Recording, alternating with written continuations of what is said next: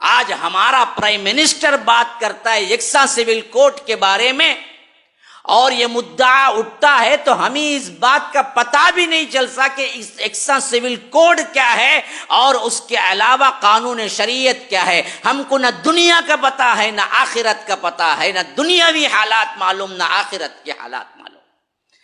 آج سب سے زیادہ ٹاپک ہاٹ جو چل رہی ہے وہ یہی ہے کہ ہمارا قانون جو انفرادی شریعت کا لا اب بھی موجود ہے، جو قانون کی راہ میں خود قانون نے جو حق دیا ہے اس کے تحت بنایا گیا ہے مسلم پرسنل لا بورڈ، اس کو اٹھا کر یکساں سول کوڈ کی بات 14 سے ہو رہی ہے، لیکن 24 کا الیکشن لڑنے کے لیے سب سے بڑا مدعا وہ پارٹی جو بھگوا جھنڈوں پر مشتمل ہے، انہوں نے ایجنڈا جو بنایا ہے وہ یہی ہے کہ اسی کو ایشو کر کے ہم لڑیں گے اور جیتیں گے 24 کا الیکشن، اور ہم کو پتہ بھی نہیں ہے، ہم ٹھنڈا ٹھنڈا بریانی اور گوشت اور کباب کھا کے زندگی مست گزار رہے ہیں۔ نت نئے کھانے کیسے بنائے اس پر ابھی ریسرچ ہو رہی ہے، ہمیں اس کا کوئی خیال نہیں ہے، ہمیں پتہ بھی نہیں ہے کہ ملک میں ہو کیا رہا ہے، کن کی سازشیں ہو رہی ہیں۔ ایک عالم، ایک ذہین فتین انسان، ایک علم کا درد رکھنے والا انسان ایسی زندگی جہالت کے گزار ہی نہیں سکتا جس اطمینان کی زندگی ہم گزار رہے ہیں۔ ان حالات میں یہ اطمینان، لیکن اصل میں ہم زیادہ تر جہلا پر مشتمل ہیں، علم سے کورے ہیں۔ جو بچی کچی 1% لا رہ گئی تھی جس میں کچھ چیزیں اسلامی قانون کے نوافذات میں ہمارے لیے مدد کرتا 70 سال سے آ رہا تھا، ایک ایسا آپشن مسلمانوں کو موجود تھا کہ اس کے ذریعے وہ اسلامی قانون کا انفرادی طور پر بھی عمل کرنے کا ایک سیشن موجود تھا۔ اگر اس کو ہٹا دیا جائے تو پھر آپ کو آگے چل کر برما کی حالت نہیں ہوگی۔ تو ہمارے مسلمان پوچھیں گے برما میں کیا ہوا مول صاحب؟ ہم کو تو معلوم ہی نہیں ہے برما میں ہوا کیا؟ کیا ہماری حالت اندلس کسی نہیں ہو جائے گی؟ تو ہم پوچھیں گے اندلس میں کیا ہوا مول صاحب؟ ہم کو تو پتہ ہی نہیں اندلس ہے کیا بلا، کس چڑیا کا نام ہے، کیا کسی گدے وغیرہ کا نام ہے کیا اندلس؟ کیونکہ ہم نے نہ تاریخ پڑھا، نہ علم حاصل کیا، نہ دین کا نہ دنیا کا، کریں تو کیا کریں، کس نحس سے سمجھائیں ہم؟ علم کی پسماندگی اللہ تبارک و تعالی کی قسم کھا کے کہتا ہوں ہر لحاظ کی پسماندگی ہے، علم کی بڑھوتری ہر لحاظ سے بڑھوتری ہے۔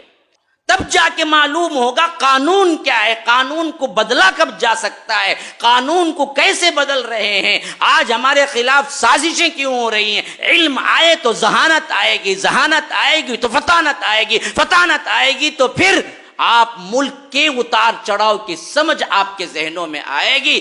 آج ہمارے سروں پہ یکساں سول کوڈ کھڑا ہوا ہے اور پتہ نہیں کہ 24 کا الیکشن کے لیے یہ برباد شدہ شخص بربادی کے آخری دہانے پر مسلمان امت کو بھی لے جائے اور رائے پاس ہو جائے اور لا قانون بن جائے تو 1% اللہ کی جو کچھ ہمیں سہولت میسر تھی وہ بھی چلی جائے گی۔ پھر اس کے بعد ہو سکتا ہے کہ تمہاری عبادت گاہوں پر بھی یکساں سول کوڈ کے ذریعے تالا لگا دیا جائے، اور اس کا تجربہ ایک مرتبہ کرونا وائرس کی شکل میں ہم کر ہی چکے ہیں۔ کوئی بڑی بات نہیں ہے کہ تالا لگ جائے۔ جو آزادی اذان کی ہے، جو آزادی نماز کی ہے، جو آزادیاں آپ کو شریعت کے اعتبار سے ہیں، ان پر بھی قدغن لگا دیا جائے۔ جاؤ جاؤ جا کے دیکھو وہاں جہاں پر ان کی حکومتیں ہیں اور وہاں میجارٹی ان کی اپنی ہے۔ اللہ کا شکر کہ یہاں نہیں ہے، لیکن میں نے اپنی آنکھوں سے دیکھا، ہندوستان کو پھرو دیکھو کہ خود ہندوستان کہنے والا ایک ملک ہونے کے باوجود بھی جہاں ان کی میجارٹی ہے، جہاں ان کا وزیر اعلیٰ ہے، وہاں پر مسلمانوں کو گاجر مولی کی طرح سلوک ہو رہا ہے، کوئی اہمیت نہیں ہے۔ قریب میں نے جہاں سفر کیا میں اپنی آنکھوں سے دیکھا کیا حالات ہیں وہاں کے مسلمانوں کے. جامع مسجد کو دیکھا تو حیران رہ گیا کہ اتنی وسیع، حرمین کے بعد میں نے اس سے بڑی مسجد کوئی نہیں دیکھی. لیکن خون کے آنسو اس وقت رونا پڑا جب ممبر کے سامنے بورڈ لگا ہوا ہے. یا رب، میں فوٹو لے کے آیا تھا اس کی. ممبر کے سامنے بینر پہ ایک بہت بڑا بینر لگا ہوا ہے محراب پر، اور اس میں لکھا ہوا ہے خطیب ممبر و محراب خاموش ہے، یعنی گورنمنٹ کی اجازت نہیں کہ یہاں نماز پڑھائی جائے، روک دیا گیا ہے 370 کے بعد. کئی مسجدیں ایسے تالے لگائے جا چکے ہیں، جا رہے ہیں، سازشیں ہو رہی ہیں.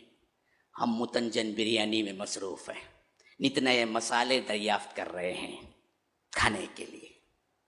اللہ ہی نیک توفیق دینے والا ہے. یہ امت کہاں جا کے رکے گی، کہاں ہماری جہالت ہم کو چھوڑے گی. اللہ ہی محافظ ہے، اللہ ہی ہماری حفاظت کرنے والا ہے.